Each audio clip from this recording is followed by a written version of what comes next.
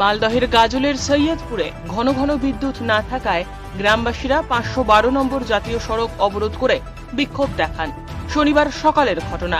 এদিন 1 ঘন্টারও বেশি সময় ধরে তারা প্রতিবাদ জানান। গাজল থানার পুলিশ গিয়ে বিক্ষোভকারীদের সঙ্গে কথা বলে পরিস্থিতি নিয়ন্ত্রণে আনার চেষ্টা করে। তারা অবরোধ তুলে নেন। গ্রামবাসীদের অভিযোগ, এলাকায় ঘন ঘন বিদ্যুৎ চলে যাচ্ছে আর দীর্ঘ কয়েক ঘন্টা পরে আসছে।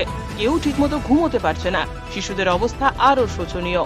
রান্নায় অসুবিধে হচ্ছে, জল পাওয়া যাচ্ছে না। সেই জন্যই পথ অবরোধ। গ্রামবাসীরা বলেন, আমাদের কথা কেউ শোনে না। দীর্ঘদিন ধরে এমনভাবে ভুক্তভোগী আমরা। আমাদের সঠিক পরিষেবা চাই, না হলে আগামী দিনে অনেক বড় আন্দোলন করতে বাধ্য হব আমরা। নাই তো নাই কোনো গল্পই নাই।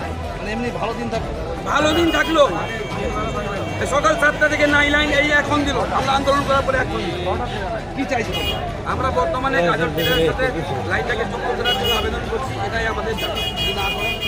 না করলে আমরা এরপরে আরো বৃহত্তর আন্দোলনে নামতে বাধ্য হব।